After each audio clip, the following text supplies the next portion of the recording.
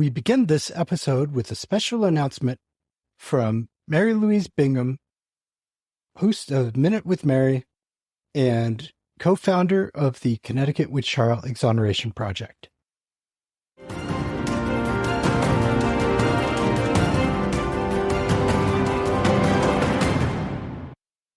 Statement of Connecticut Witch Trial Exoneration Project, May 26, 2023. A year ago today, on May 26, 2022, the Connecticut Witch Trial Exoneration Project was born out of frustration and sorrow that the stories of unjust witch trials in Connecticut resulting from fear, panic, and misogyny were not acknowledged. A year later, on the eve of the 376th anniversary of the first witch hanging in New England, that of Alice Young of Windsor, the Connecticut State Senate almost unanimously voted to adopt our resolution. This followed a bipartisan vote for the resolution in the Connecticut State House on May 10th. Our group is ecstatic, pleased, and appreciative for the 34 indicted witch trial victims, 11 of whom were hanged, their descendants, and many others who care about justice. The special timing is incredible and helps us to honor the victims today. We would like to thank Representative Jane Garibay, who helped us since July of 2022, and Senator Saud Anwar, who joined with our efforts in January of 2023. We are grateful to descendants, advocates, historians, legislators of both parties, and many others who made this official resolution possible. In addition, we hope that attention to this resolution, which acknowledges the wrongs of witch trials in the past, will bring awareness regarding deadly witch hunts still happening in many parts of the world due to fear, misogyny, and superstition. Even though the resolution has passed, our exoneration project will continue to advocate for historical education and memorialization of the witch trial victims. While others have passed legislation to clear the names of people who suffered from witch trials, House Joint Resolution 34 is unique in many ways. The resolution acknowledges the innocence and suffering of the victims and includes a formal expression of empathy, in addition to officially correcting the historical record and naming all who suffered, including all indicted victims and those convicted to death by hanging.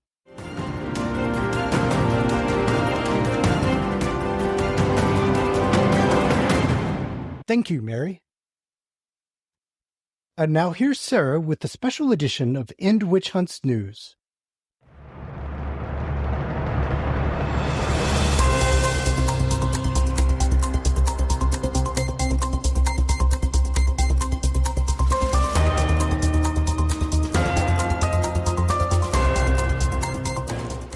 End Witch Hunts News. On May 25, 2023, the Connecticut General Assembly passed House Joint Resolution 34, resolution concerning certain witchcraft convictions in colonial Connecticut. This happened because the majority of the House, 80%, voted yes on May 10th to pass it to the Senate. The Senate voted almost unanimously yes. Only one senator voted no, completing the passage of HJ 34. The governor does not need to sign it. It is complete. This resolution was successful due to years of attempts and efforts from many local politicians and residents, witch trial descendants, organizations, and small and large collaborations. It took every layer of the efforts to get this done. Many individuals started it, many carried it, and many finished it. If you are that person that made a move of advocacy for the Connecticut Witch Trial Resolution, HJ 34, we acknowledge your volunteerism and work. Thank you. 34 indicted individuals, of which 11 were hanged, have been officially acknowledged as innocent. It's done. To read the official statement from project co-founders, as you heard read a moment ago by Mary Bingham, please find the link in the show notes. But there's more. We still need your additional efforts at the local level. Next month, the Town Council of Stratford, Connecticut will be voting on a resolution acknowledging the innocence of their local historic accused witches, Goody Bassett and Hugh Crochet. Will you take time today to write a Stratford, Connecticut town politician asking them to follow suit with the state acknowledgement of Resolution HJ 34? Two other communities who have previously voted on such resolutions are Windsor for Alice Young and Lydia Gilbert, and Bridgeport for Goody Knapp. Goody Knapp has an official community memorial plaque. You may write and show support whether you are a Connecticut resident or anywhere else in the world. You can do this as any political party member. This is a bipartisan effort. Please see the show notes for links to contacting Stratford Town leadership. The Connecticut Witch Trial Exoneration Project's work for an official state acknowledgement of the innocency of the 17th century accused and hanged witches of the Connecticut colony resounds globally today. It is that important. Please learn more about the ongoing mob witch hunts that are killing and violently abusing extensive numbers of women, men, and children in dozens of countries now. Thou Shalt Not Suffer podcast supports the efforts to end modern witch hunts. You can learn more by visiting our websites and the websites listed in our show notes for more information about country-specific advocacy groups. Get involved. Visit endwitchhunts.org. To support us, purchase books from our bookshop, merch from our Zazzle shop, or make a financial contribution to our organization. Our links are in the show description.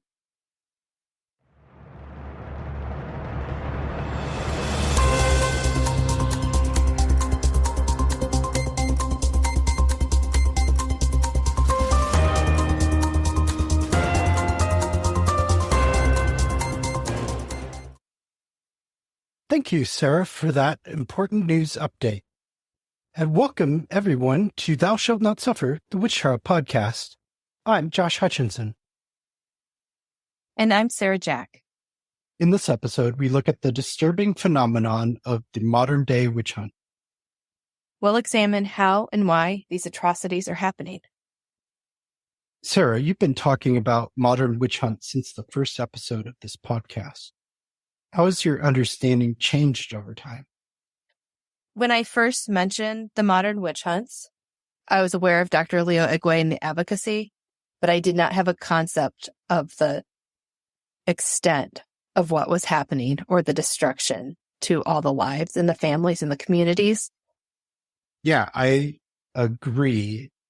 When we first started this podcast and decided to include a weekly news segment, I knew that modern witch hunting existed, but the scope and scale of the problem and the extent of the atrocities eluded me. But since then, we've done a lot of reading. We've talked to a lot of individuals who are involved in the struggle to eliminate witch hunting. And we've seen some very sobering statistics and case reports.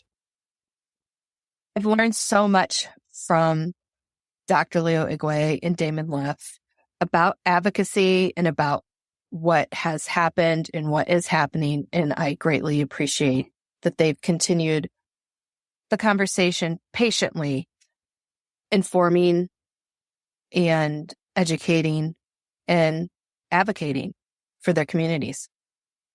The discussions that we had with Damon and Leo on this podcast were profoundly life-changing for both of us, I know, and changed the course of our effort.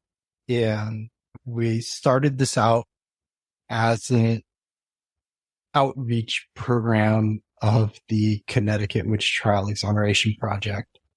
And now it's become this organization in witch hunts with this goal of eliminating harmful witchcraft accusations and the violence, ostracization, banishment, and other consequences of labeling people as witches and targeting them.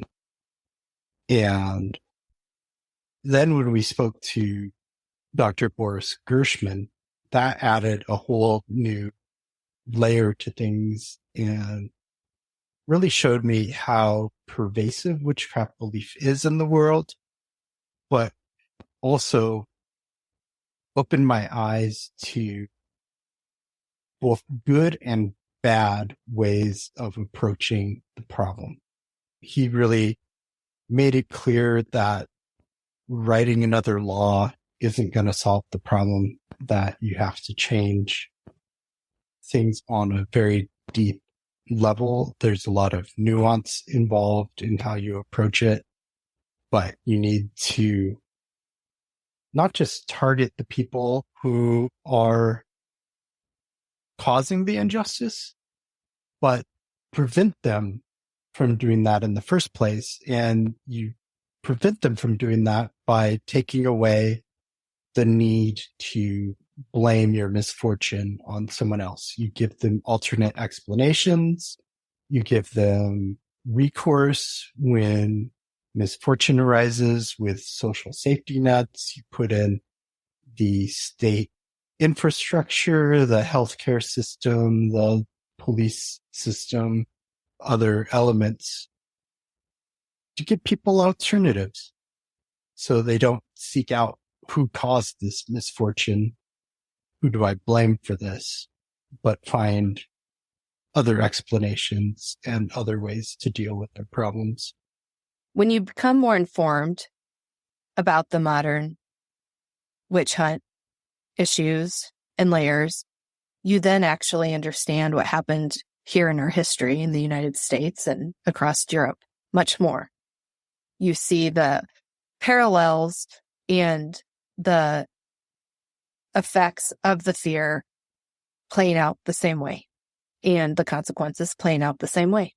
We recently had the great privilege of spending a week with Dr. Igwe as he did a speaking tour in Connecticut and Massachusetts. And every speech he did, I gathered more. They all built on each other for me.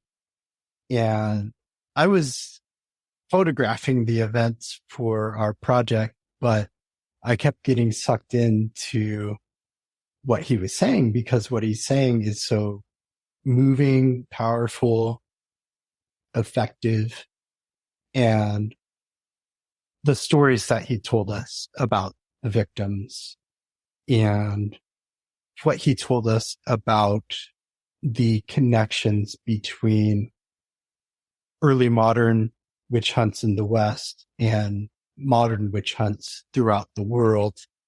Those parallels are so striking to me. Sarah and I were talking about the youngest victim of the Salem witch trials earlier, Dorothy Good, a 4-year-old girl who was imprisoned and shackled for 9 months and was never able to live a normal life after that because of the psychological trauma.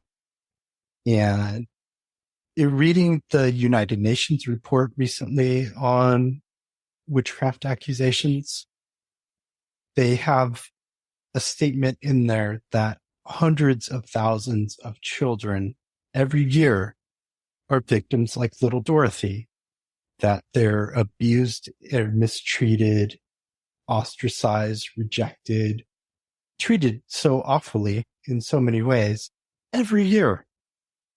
Hundreds of thousands of little Dorothys out there. Small children, adolescents, juveniles, teens, what have you, all these minors being abused by adults because the adults believe that the children were born with these occult powers and are using them for sinister purposes. It's mind-blowing how much of this is happening right around us. Sarah's a descendant of Rebecca Nurse, one of the most well-known victims of the Salem witch trials. And Sarah likes to share a quote from Rebecca. Can you remind me how that goes? She said that the world would know of her innocence, that she was so innocent that she was not a witch, and the world would know. And that is a very motivating We have those words from a record. She said them. She was recorded as believing that. And that greatly impacts me as her ninth great granddaughter, as an advocate for stopping witch hunt behavior, because through the work of the international advocates, the world is hearing that innocence needs to be recognized when it comes to witchcraft accusations. And Sarah and I and Mary Bingham, we're all three of us descendants of Mary Esty, who was Rebecca Nurse's sister, who also was executed during the Salem witch hunt. And she said that witch hunting needed to stop. Sarah knows this quote better than I do. Can you remind me how that goes? Yes, in the petition that she wrote the court, she says that she knows that she will die, but she beckoned that no more innocent die. She said, end witch hunts. Again, that deeply motivates me as a descendant of Mary, and their voices speak from the grave, from these records that we have. And that part of her petition is extremely relevant. Someone today still needs to say that no more innocent may die. We're saying it. Yes. Words from 1692 that still have such meaning today in 2023. Words that are still as important today as they were when she wrote those words. And the words of both of your ancestors, they mean so much. They impact what we do. They drive and guide us to do this work. And hopefully we can make some impact on this.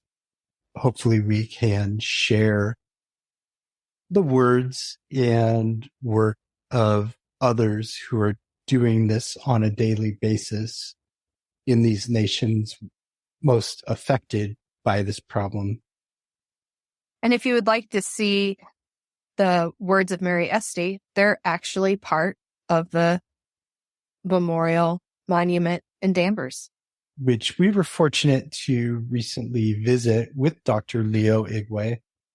And we all were moved by the memorials that we visited in Salem and Danvers, and deeply touched. And those words at the Danvers Witch Memorial and the Salem Witchcraft Victims Memorial both have quotes from victims.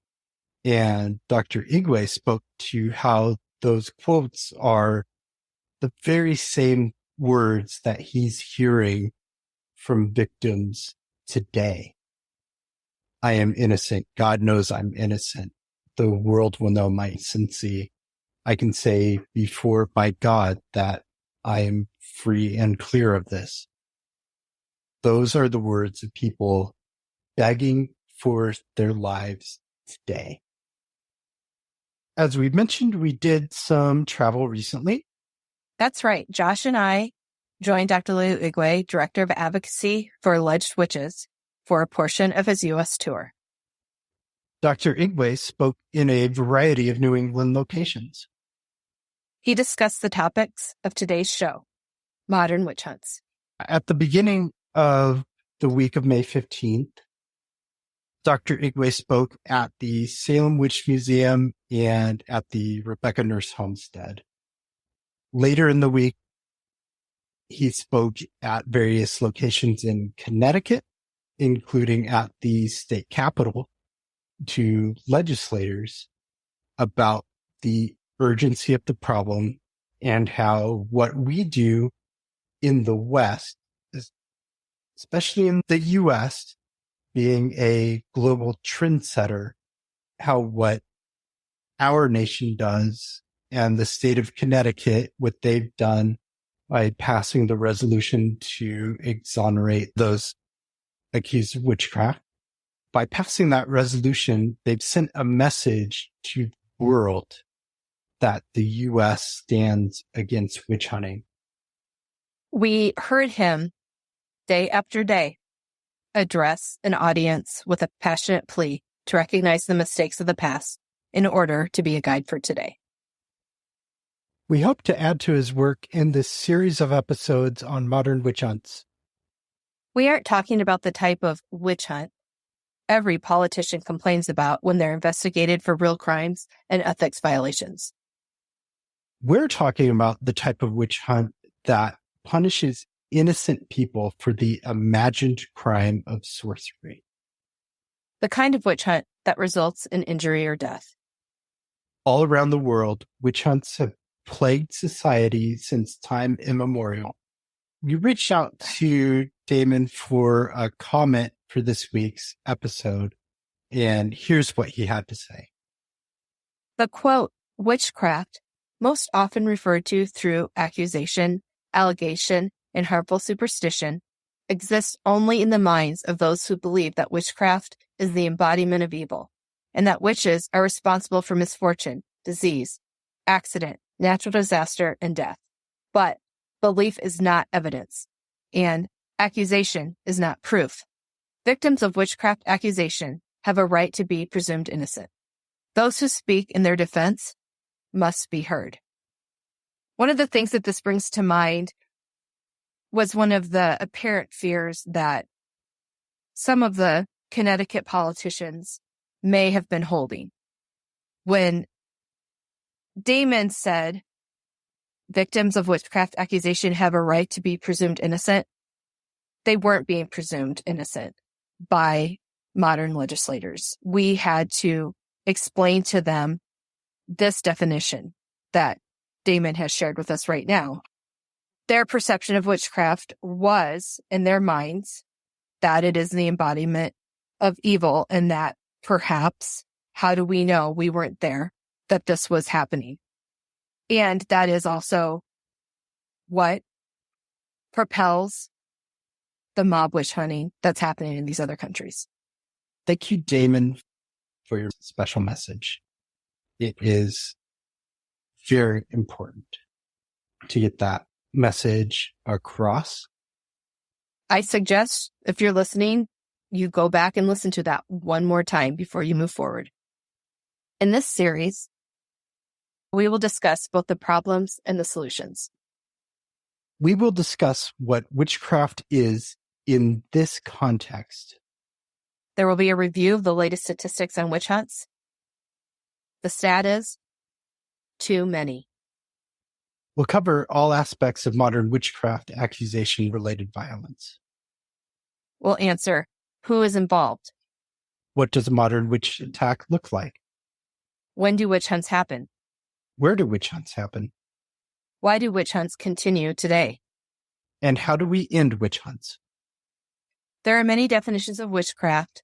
For our purpose, we will limit ourselves to the two broadest definitions possible. One is a religious or spiritual belief in the ability to tap into natural, though occult, forces. This form is increasingly seen as normal, positive, and peaceful. Practitioners can be independent or part of communities. Many traditions exist throughout the world. The other way witchcraft is defined is as a negative and harmful practice of hurting others through manipulation of supernatural forces and spirits. In the eyes of witch hunters, witchcraft is the ability to intentionally cause harm via supernatural means. This harm can be to animals, crops, property, life and limb, mental health, or anything else meaningful to the victim. In this series, we will primarily focus on this definition of witchcraft as a sinister practice. However, we will also touch on the issue of discrimination against those who self-identify as witches or practitioners of magic. Modern witch hunts have much in common with witch hunts of the past, but also pose new challenges. We will discuss the similarities and differences. First, we need to discuss witchcraft beliefs. Belief in magic is native to people in all parts of the world and dates back to the era of cave paintings, if not further. Since the dawn of humanity, people have made one attempt after another to explain the forces of the universe. People around the world developed magical systems early on. As magic has served similar purposes among all peoples, these magical systems developed along similar lines. In the book Witches and Witch-Hunts by Wolfgang Behringer, he writes, quote, "Witches and witch hunts are close to being recognized as relevant for all mankind. They are, like magic and religion, a universal phenomenon." Behringer points to similarities in belief across Europe, Asia, the Pacific Islands, Africa, Australia, and the Americas. Belief in evil forces exists across all cultures. It is also commonly believed that people can interact with these forces in order to cause injury, illness, death, and destruction. Witches abduct babies to eat or use body parts. Witches fly. Witches shift shapes. Witches transform into animals. Of course, witch beliefs vary widely from place to place. But many common beliefs are incorporated into the various magical traditions. Regardless of the exact beliefs of an individual person, fearing witchcraft often has deadly consequences. Globally, 40% of people believe in the ability to cast the evil eye or harm someone with a spell or curse. In many nations, a majority of people hold these beliefs, in some cases up to 90%. For more on witchcraft belief, listen to episode 22 featuring economist Boris Gershman. This widespread belief in evil witchcraft translates into widespread fear. This very real and intense fright fuels witchcraft accusations and violence towards people suspected of witchcraft. Accusations result in ostracization, banishment, torture, beating, maiming, burning, burying alive, sexual assault, mutilation, and murder. That is a horrible list of results, but it's a very accurate and real result. And I'm just saying that because I can't get out of my recollection when Dr. Leo said to me, "It's much worse than I can even express. It's much worse than I'm sharing.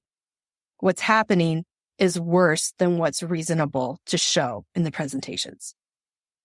Yes, the real life atrocities happening across the world are so brutal, so violent, so grisly. We can't fully describe them on air. Dr. Igwe cannot show all the pictures and the videos that he has had to watch and look at, and cannot describe everything he's seen, what has happened to their bodies, the damage that has been done in these assaults. Survivors have to flee their homes and are often forced to wander from place to place, eternally seeking refuge. Others are imprisoned or sent to so-called witch camps for their own safety, while their abusers roam free. And I think it's important to note that we learned from Dr. Leo Igwe this month that calling them witch camps is a Western title. They're refuge centers where these people have to go, and they're squalid. They live in appalling conditions. But they're not saying, "Oh, I'm an accused witch. I'm going to go to a witch camp." That's not what's happening. I mentioned that while the victims are imprisoned, oftentimes those who victimize them go free. However, even when the abusers face the consequences, it's too late for the victims. So we have to intervene before the assaults happen. And that's something that Boris Gershman stressed. That parallels back to little Dorothy Good. The intervention needed to happen before she was chained, before she was interrogated, just what Josh just said, what Dr. Boris has pointed out, and what we see didn't happen for Dorothy Good is also what is not happening for these children today, these hundreds of thousands of children. Yes. So in addition to punishing perpetrators of violence, we need to, as I mentioned before, take away their reasons for blaming their misfortunes on witchcraft. We need to help people out when they need help. We need to give them alternate explanations for what's happening with them. According to a recent United Nations Human Rights Council report, at least 20,000 victims were reported between 2009 and 2019. And the report makes it clear that this figure is understated, as data is scarce. The data is scarce, and the results, it is not scarce to find a victim. It's not hard to find this happening in communities. It's rampant, but the data on it is scarce. Yes, as Dr. Igwe recently told us, many of the attacks are occurring in very isolated villages, and word is not getting back to authorities. There is not effective policing in all of these communities. There's not anyone to report these attacks to, and the people who would report them are afraid to intervene, because one thing that we learned from Dr. Igwe and from the United Nations report is that people who intervene, people who try to defend human rights, are themselves at risk for retaliation by these angry mobs and by these angry individuals. People who speak up against witch hunting are thought of as defending witches, of defending the practice of witchcraft. And the United Nations report states that the attacks occurred in more than 60 nations. This UN report states, quote, estimates suggest that each year in Africa, hundreds of thousands of children are victims of accusations of witchcraft and ritual attacks. Hundreds of thousands. This is a huge problem. Much work needs to be done to end this ongoing crisis. We will cover potential solutions later in the Modern Witch Hunt series. I was talking to Sarah earlier about the statistics, and one thing that we've heard again and again is that incidents are underreported dramatically. So if the UN report is saying that at least 20,000 victims were reported in the period between 2009 and 2019, we know for every one of those cases, there are other cases that went unreported. So the real number is somewhere in the tens of thousands at a minimum. To give a little perspective, the age of witch hunting in Europe, a total of approximately 90,000 individuals were prosecuted as witches, of which roughly 45,000 were executed. These are the most up-to-date statistics we have on that period. And that's hundreds of years. We're talking about 90,000 people getting accused. Here we're talking about 20,000 people out of bare minimum in a decade, plus hundreds of thousands of children every single year. So we know that the problem now is on such a larger scale than it ever has been in the past, due to the ever-growing population of the world, the rapid growth in many of the nations where witch hunting is most prevalent, the numbers we're seeing and hearing are mind-boggling, staggering. It's terrifying. It's like this secret war is going on that people don't know about, just looking at the numbers of the victims and the gross atrocities that are committed against them.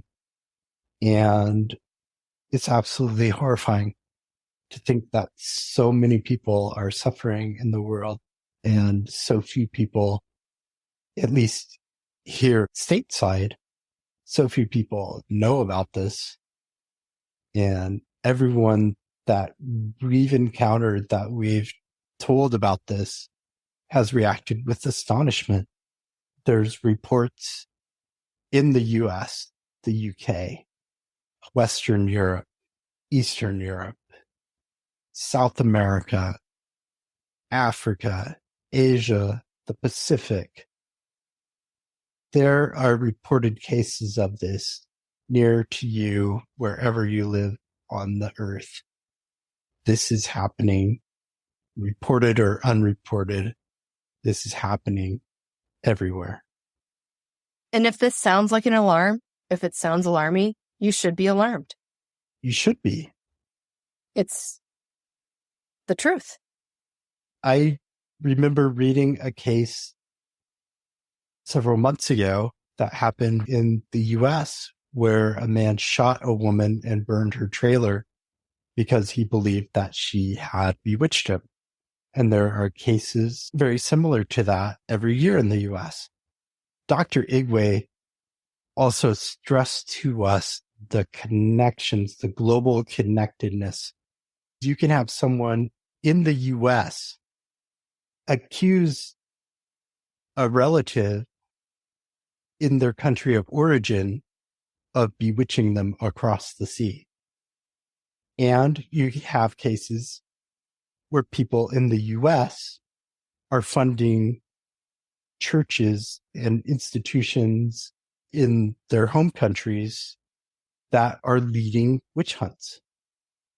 And let me explain. We know the type of frustrations and misfortunes that can happen, that we experience. One example is families wanting to have more children or have a child. They cannot sustain a pregnancy. They go for fertility treatments. But what if you believe that you're not carrying a child because your grandmother has put a spell on you? That sounds like a nightmare fairy tale, but that is an example of the type of misfortune that is getting explained away by witchcraft fear. Yes. Any lack of success in your personal life can be attributed to witchcraft. It is a great explainer of contingency and any kind of misfortune.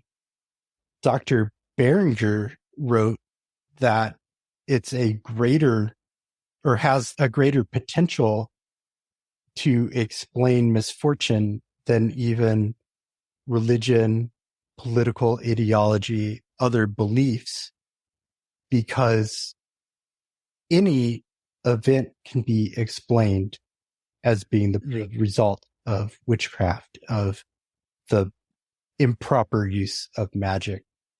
And human emotions, jealousy, envy, fear, etc., can be blamed as being the triggers for witchcraft, as in the witch is jealous of you, and so they target you with some kind of spell to bring you down or to bring themselves up at your expense. And witchcraft is just such a great explainer of those kinds of things. It's an easy answer, an easy solution to reach for when you don't have another explanation in mind. And that's part of why we need to offer alternative narratives and explanations for why bad things happen. When we pass legislation like Connecticut did, then we're messaging witchcraft accusations are wrong. We need to send a message that witch hunting is not the solution to your problems. We need to provide other solutions. We need to offer other ideas. And by taking a stand like Connecticut did, we're sending that message.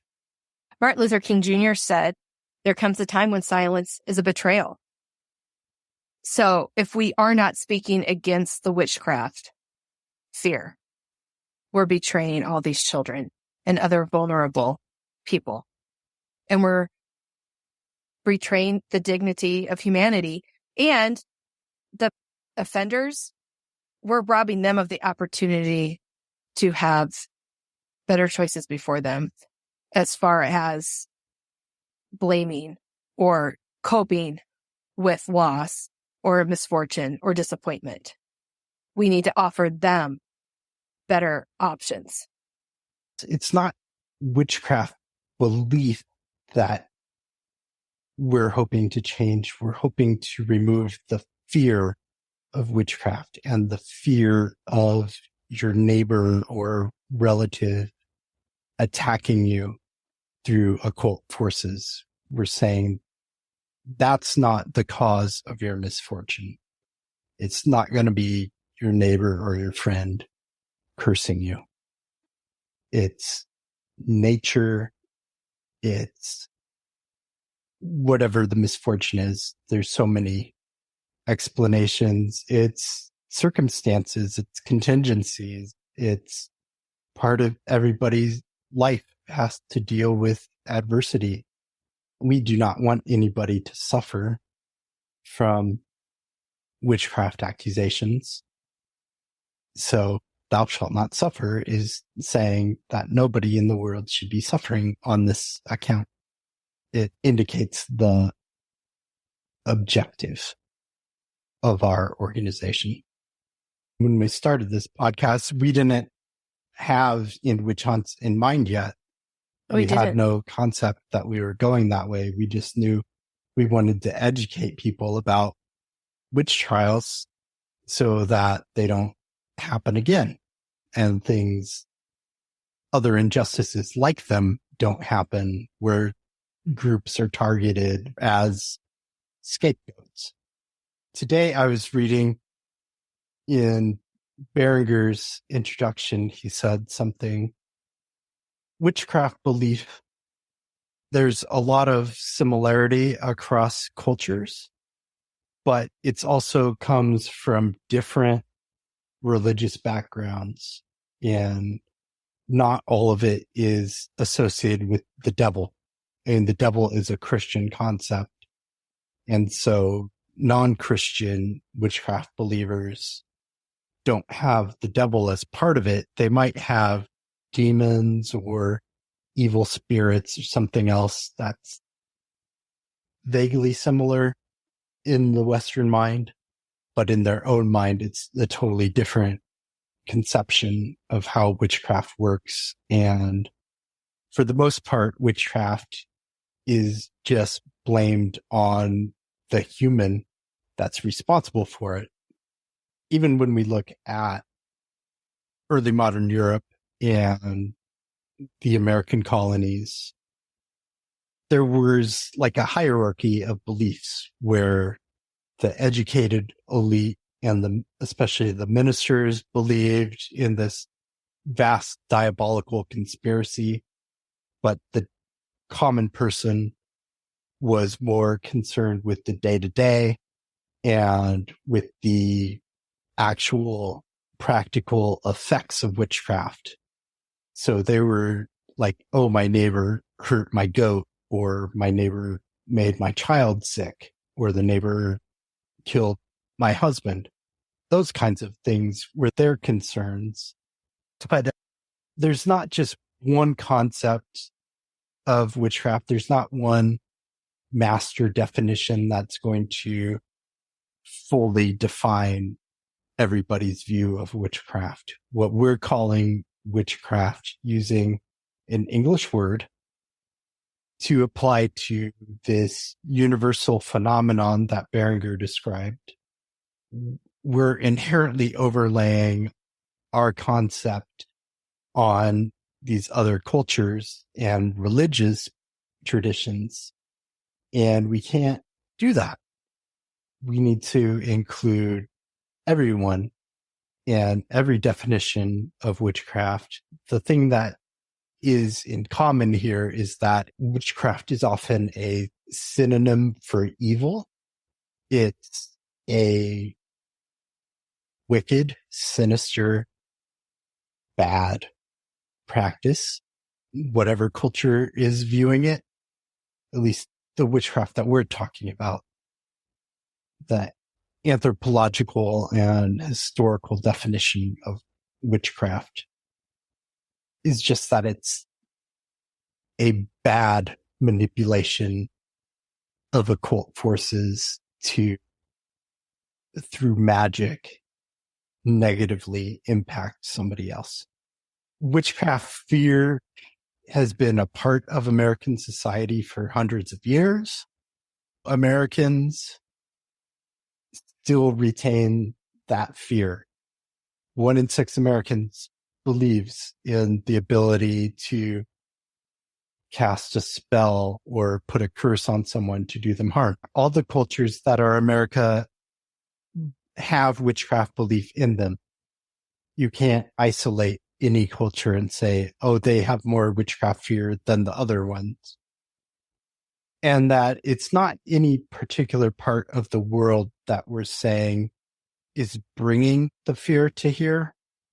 It's already everywhere in the world. It's already here in this country. It's everywhere. And you look at the statistics Boris Gershman gave us, and one of the things he says in the episode he makes clear is that even within Europe, you have a dramatic range. You have some countries where the belief is about 1 in 10 people, to other countries where it's an overwhelming majority of people have this fear of witchcraft or this belief in sinister witchcraft that can lead to fear and incidents of attacks on alleged witches occur in Western Europe, Central, Eastern Europe, everywhere in the world. Since there are ties to the other nations in this world from within America, our perspective on accusing witches matters. We can influence our neighbors in a positive way against witch attacks, and then that will impact the other parts of the world. And I was listening to Dr. Igwe on colonization, and he and Wolfgang Berenger both point out that witchcraft belief existed on every continent before colonization. Part of what Leo said was that the contact with Christian and Islamic culture and other cultures and religions coming in just reiterated the witchcraft belief that was native to traditional beliefs. You're practicing the religion of your ancestors and believing in witchcraft. And then these other religions come in with their missionaries and try to teach you about their faith. And they're saying, oh, yes, there are witches. So it reinforces your own belief. And so there were witch hunts well before contact. This was already going on but Africa, the Americas, Australia, Asia, the Pacific, everywhere had witchcraft belief. But when colonizing powers came in with their religion saying that witchcraft is this evil thing from the devil or wherever they're attributing it to, it's just reinforcing. So as cultures move around, people move around and cultures get shared, everybody's just reinforcing everybody else's witchcraft belief. Each has a lens of witchcraft that they're looking at each other through. And I'm really struck just by the similarities in witchcraft belief across cultures, independent of each other, pre-contact. As you look at some of the indigenous people in South America, when they're first contacted, there's already witch hunts happening in their villages, or there's witchcraft belief already being expressed. And when colonists first went to Africa, some of the first things that they recorded were witchcraft beliefs that the Africans already had and witch hunts that were already going on. The European mindset included the devil, so then they imposed the devil into it. They imposed the devil. They put the devil there. Yeah, because these other concepts of witchcraft were either just an abuse of power, a belief that certain people were born with occult powers. Sometimes they used them for good, but sometimes they used them for bad. And the bad is the witchcraft. And witchcraft also became this stand-in for corruption, for the opposite of decency, stand-in for antisocial behavior and nonconformity, inverting social norms, flipping them on their head. Like we talked about in New England, people were supposed to behave a certain way. Witches were believed to behave basically the opposite of what a good person was supposed to do. They didn't want children to be born into the world. They didn't want children thriving. They didn't want the next generation, which was the driving reason for being for the good people. Their whole reason was to be fruitful and multiply and spread God's word throughout the earth and things like that. The witch totally flips that around.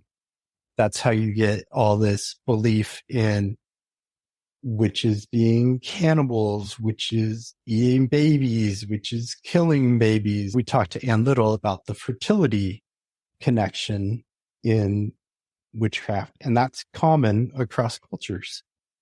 The unique things are things like the devil in Christian views of witchcraft, and there are other local additions and different local theories on where witches get their power from.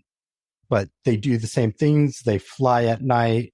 They have orgies in the forest. They do all this very, not just naughty, but wicked and evil stuff that you're not supposed to do. I was listening to our episode today with Katherine Harrison, and how she was a known liar, and she had strife with her neighbors, and she didn't remarry. All the accusations that pile up. They embodied those factors. And then that pure evil embodiment makes alleging someone to be one, you immediately, the alleger is off the hook as far as they're like, if they're a witch, then they are completely bad. So they deserve this vengeance. They deserve this attack. Yes. And witchcraft, because it's the embodiment of evil, it's considered an extraordinary crime, and extraordinary crimes justify extraordinary prosecution and extraordinary means of interrogation, torture, punishment.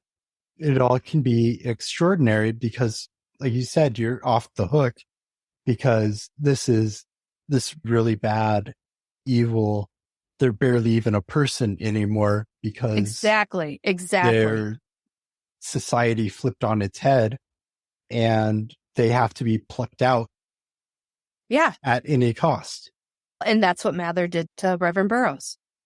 That's what Cotton Mather did to Burroughs. And it's the opposite of what Increase Mather said in Cases of Conscience, when he said, better 10 witches go free than one innocent person die. In the eyes of the witch hunter, it's better that 10 innocent people suffer than one witch go free. That goes back to that presumption of guilt instead of a presumption of innocence. And Mary Esty said, stop that. Yes. Mary Esty said, stop that. Rebecca Nurse said, stop that. And people today are saying, stop that, stop that, stop that. Let me live. And we don't want those messages to go unheeded. We want people to listen to those messages, that there needs to be a presumption of innocence. The nature of a crime does not mean that human rights are surrendered. And that is a parallel across all vulnerable. We, as the good people, don't want to lose our sense of ourselves as being moral and just because somebody else may have done something immoral and unjust. We don't know that they did that until it's proven that they did that. And you can't prove witchcraft in a court of law. You can't prove supernatural agency. There's no legal evidence for that. Yet modern humans are still asking for that evidence. They are. Modern elected officials in the United States of America and elsewhere are asking for that. There was that gentleman in Northern Ireland who was against the memorial being placed there because he didn't know that those people were innocent. How do we know they weren't witches? He said. And that fear influenced the amendments that happened to Resolution HJ 34. We're going to stop talking here. Now you talk about this, and then we'll come back in a month or two and have some more details on what a modern witch hunt looks like.